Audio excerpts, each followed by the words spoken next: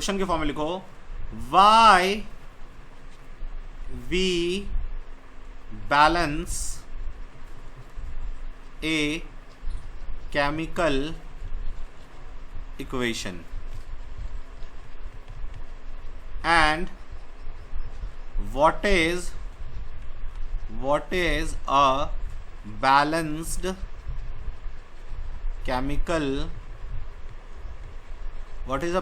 chemical equation? What is a balanced chemical equation? ठीक है, ये है क्वेश्चन।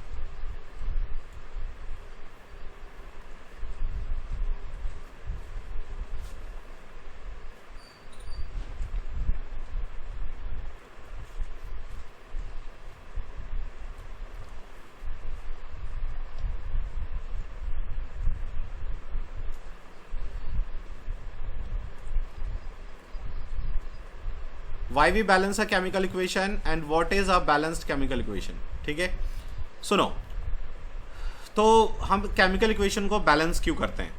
तो क्लास 9th में हम लोगों ने पढ़ा था कि चैप्टर नंबर 2 में कि जब भी कोई केमिकल रिएक्शन होता है तो जैसे अभी हमने मान लो ये रिएक्शन लिखा H2 gas plus O2 gas gives H2O liquid, ठीक है। तो इधर को हम कहते हैं रिएक्टेंट, एरो के इधर को हम कहते हैं रिएक्टेंट, और इधर को हम जो भी होगा उस सबको कहेंगे प्रोडक्ट। तो क्लास 9th में हमने ये पढ़ा था कंजर्वेशन ऑफ मास। वो क्या कहता था कि एक केमिकल रिएक्शन में जितना रिएक्टेंट का मास होगा उतना ही प्रोडक्ट का मास होना चाहिए, ये पढ़ा था हमने। तो मास होगा किसका? एटम का होगा भाई। मास किसका होगा? एटम का ही तो होगा।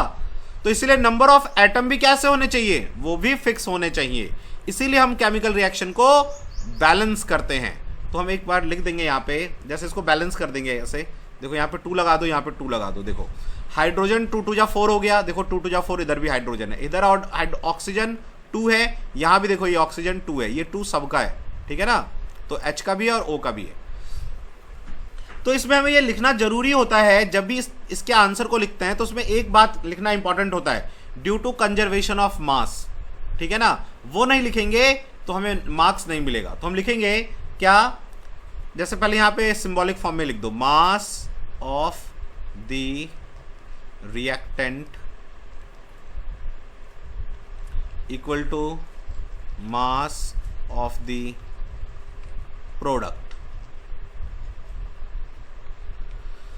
हैंस इस फॉर्म में लिख दोगे ना, टीचर देखते ही नंबर दे देगा।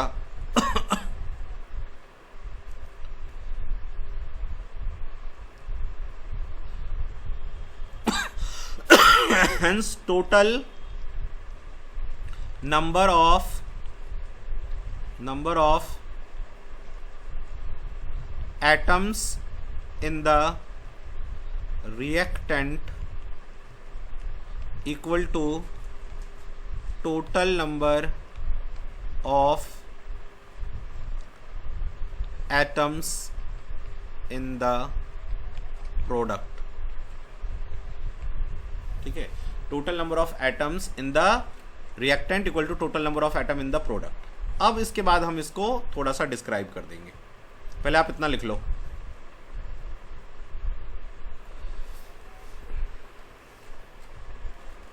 नोट प्रॉपर बनाना, अच्छे राइटिंग में बनाना, उससे क्या होगा, रिवीजन करने में तुम्हें अच्छा लगेगा। जिसके जितने अच्छे नोट होंगे उतने ही अच्छे उसके मार्क्स भी आते हैं। इसलिए नोट प्रॉपर बनाना, केमिस्ट्री की अलग कॉपी, बायो की अलग, फिजिक्स की अलग, सभी के लिए 300-300 पेजेस के अलग अलग जो है रजिस्टर खरीद लेना, और proper black pen, blue pen और रेड पेन से नोट बनाना, और जो डायग्राम है वो सब होने चाहिए पेंसिल से बने हुए। तो प्रैक्टिस अभी से कॉपी में प्रॉपरली करोगे तो ही एग्जाम में कर पाओगे। अब इसको एक हम लाइन में लिख देते हैं, क्या, according to conservation of mass, according to conservation of mass, according to conservation of mass, total, sorry, according to conservation of mass,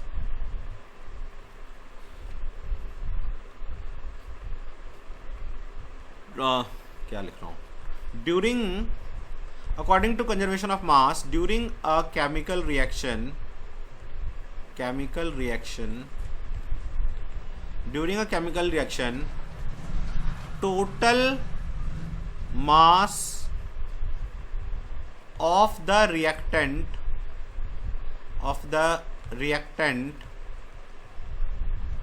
must be equal to total mass of the product. ठीक है, according to conservation of mass, during a chemical reaction, total mass of the reactant must be equal to total mass of the product. ठीक है, और उसके बाद लिख देंगे hence total number of atoms in the reactant must be equal to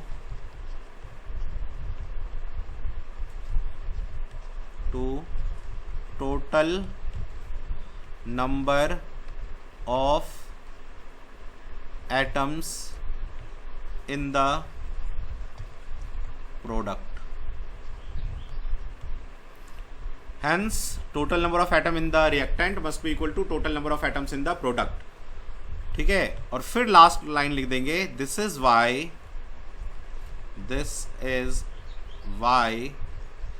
we balance a chemical equation.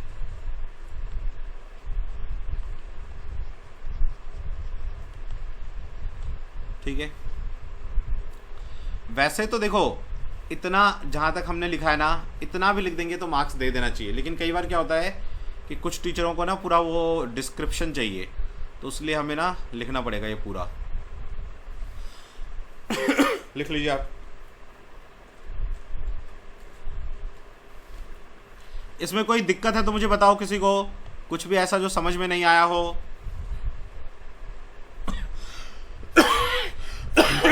Sorry, Abhijit आ गया समझ में? ठीक है, युग? Yes sir. ठीक है, मान? Yes sir. कोई ऐसा लग रहा है क्या कि जो हम लोग ऑफलाइन पढ़ते हैं उससे कुछ भी डिफरेंट?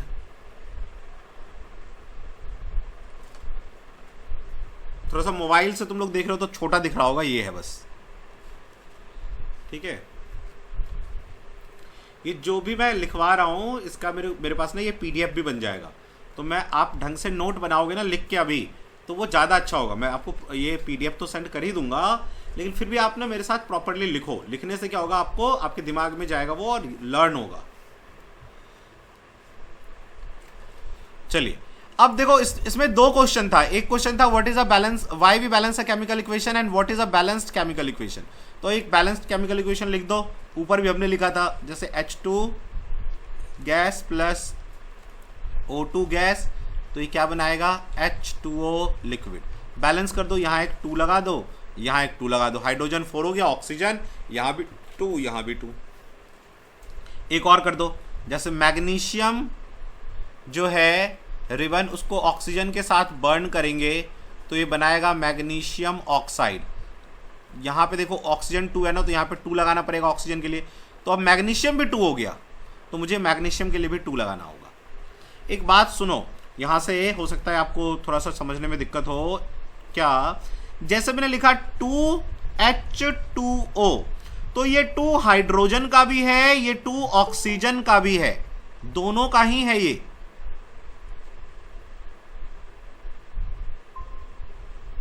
ठीक है, ये जो 2 लिखा है मैंने, ये हाइड्रोजन गैस, हाइड्रोजन का भी है और ऑक्सीजन का भी है। क्लियर? और जो ये बेस में 2 लिखा रहता है, देख रहे हो, ये इसके साथ मल्टीप्लाई होता है। तो यदि मैं इसमें पूछूं कि बताओ हाइड्रोजन के कितने एटम, तो 2 2 जा 4 एटम। ऑक्सीजन के कितने एटम, तो 2 एटम। ठीक है, जैसे मैं ऐसे लिखता H2SO, रुको इसको नहीं, ऐसे लिखो जैसे PbNO3 ट्वाइस। अब मैं इसमें पूछूं आपको कि बताओ मेरे पास, और मान लो यहां पे लिख दूं मैं 4, तो मैं आपसे पूछूं बताओ लेड के कितने एटम हैं, तो बताओ कितने एटम है, मान बताओ यहां पे लेड के कितने एटम है।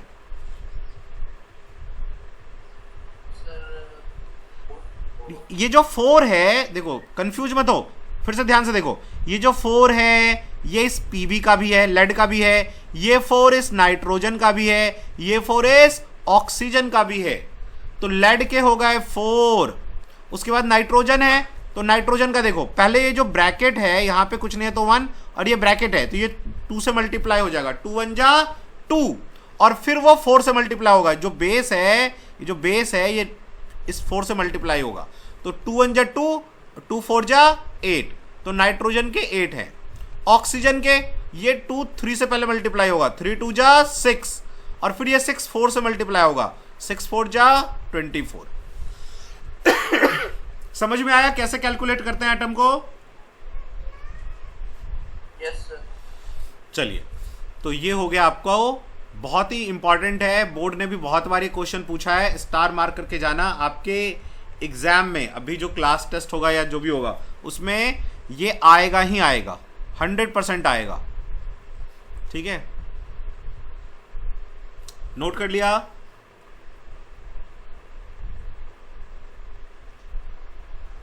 नोट कर लिया था क्या? Yes sir. ठीक है, मान नोट कर लिया?